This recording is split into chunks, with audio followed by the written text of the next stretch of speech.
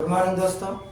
आज फिर एएलपी का जो कल का लास्ट वीडियो है इस क्वेश्चन का जो आपके परीक्षा में 110% मुझे यकीन है कि आएगा ही आएगा। ये आपका बेसिक साइंस में ये न्यूमेरिकल आपको पूछे जाएंगे और देखिए इस न्यूमेरिकल को आप क्या करें, इतना न्यूमेरिकल रटिए ना, आपको 2 क्वेश्चन इसमें से आना ही आना है। एएलपी 2019 का इस सेट का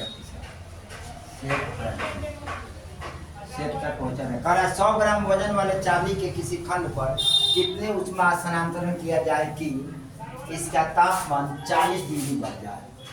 ठीक है, कितना है 100 ग्राम। एम दिया है मेरे दोस्त 100 ग्राम।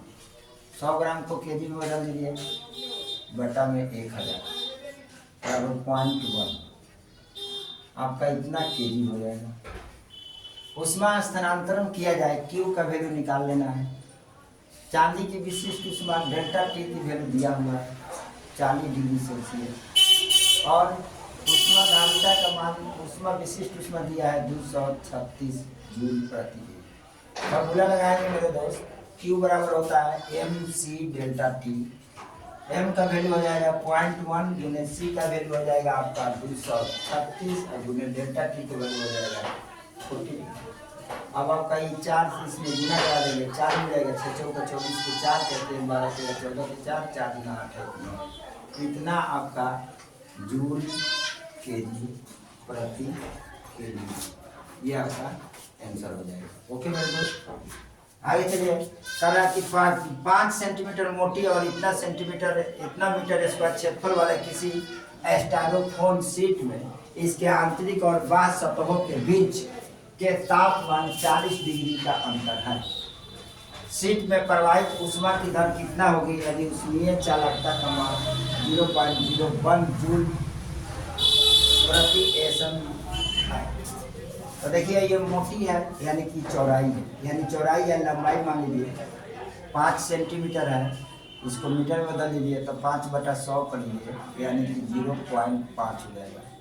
और ये एरिया दिया हुआ है आपका एरिया दिया है 0.25 मीटर स्क्वायर और इसके बीच डेल्टा टी के वैल्यू दिया हुआ है, डेल्टा टी को दिया है 40 डिग्री सेल्सियस और वहाँ पर क्या दिया है आपका के का वैल्यू दिया है, उसमें चालकता का वैल्यू दिया है के बराबर 0.01।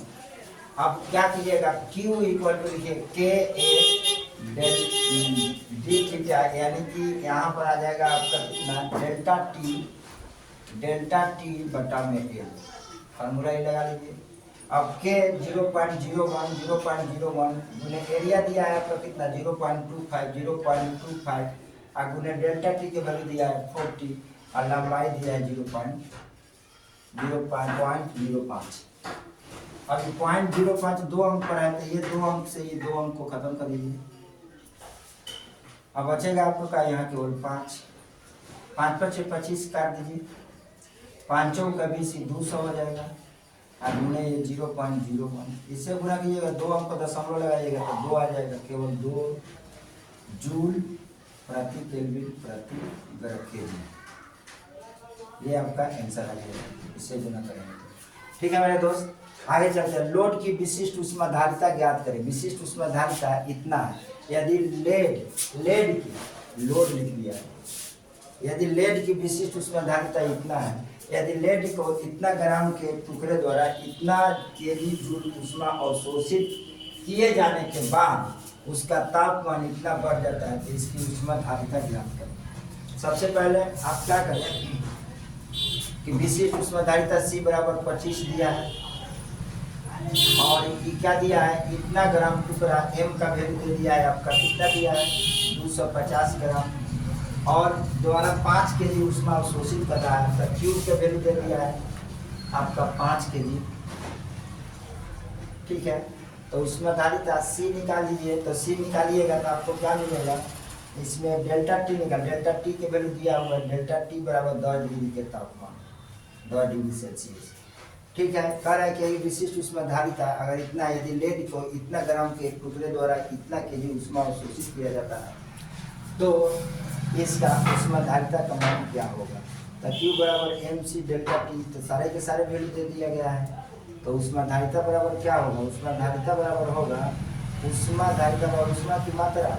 तो ऊष्माधारिता बराबर होगा, ऊष्माधारिता बराबर होता है आपका ऊष्मा की मात्रा, ऊष्मा की मात्रा बटा में लिया गया डिग्री में समय, लिया गया तापमान, तापमान में वृद्धि, तापमान में मान में वृद्धि। तो ऊष्मा की मात्रा कितना है आपका? ऊष्मा की मात्रा 5 kg है। अब बटा में ये क्या होगा? दिया गया समय 10, 5 गुना 10 2 कटेगा 1/2, ये 0.5।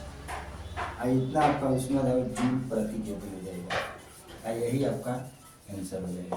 ओके मेरे दोस्त, अगर आपको वीडियो अच्छे लगे तो शेयर और सब्सक्राइब जरूर कीजिएगा। Thank you.